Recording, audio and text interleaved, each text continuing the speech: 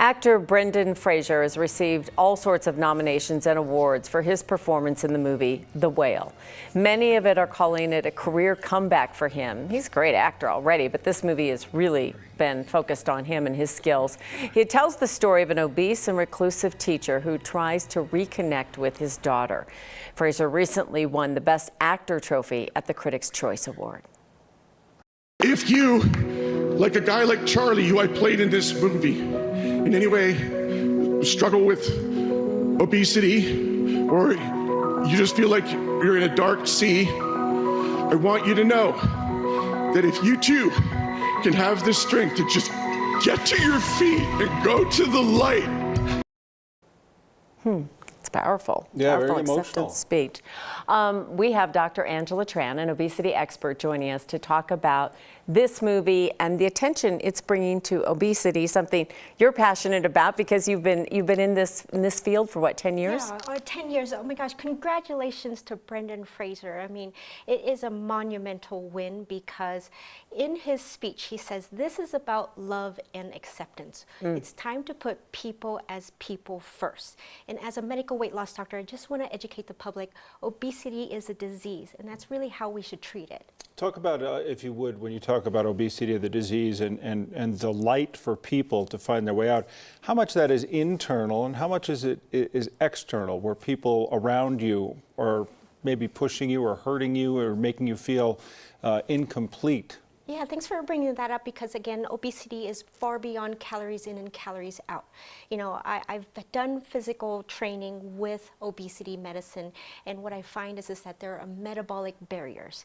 And it's sad that obesity is actually just a physical manifestation of an underlying condition. We finally have found multiple root causes. So as a doctor, you really have to start on the inside, and then diet and exercise and lifestyle changes then become much easier. Yeah, and when we think about this, there are some communities, I think, where acceptance is different, and also, let's just be the reality, is the numbers are increasing.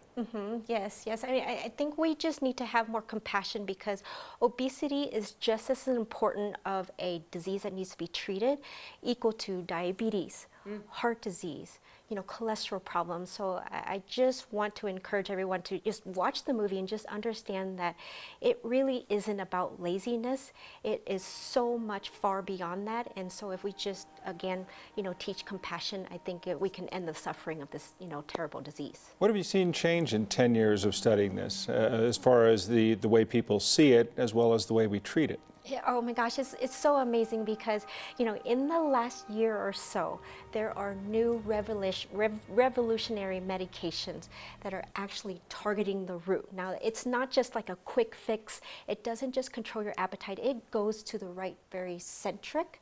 We call it insulin resistance. Essentially, that just means insulin is supposed to metabolize sugar into energy, but it stores it into body fat instead.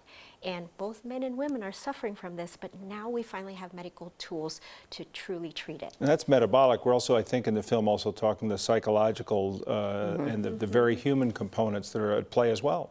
Yes, and you know, with my medical practice, I do have a team of registered dietitians, you know, fitness trainers and accountability health coaches, you know, all under medical supervision. It's just important because there's so many facets to this disease. Absolutely, we need to really re-educate, you know, how to eat healthy, how to have the right lifestyle and have the right mindset.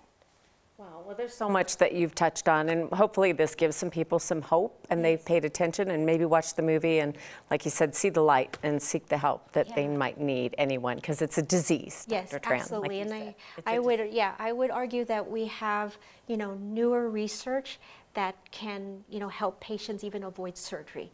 And you're right, there is hope, but there's still so much that we need to learn about this. Well, thank you very much for joining us today, Dr. Angela Tran. Really helpful. Thank you.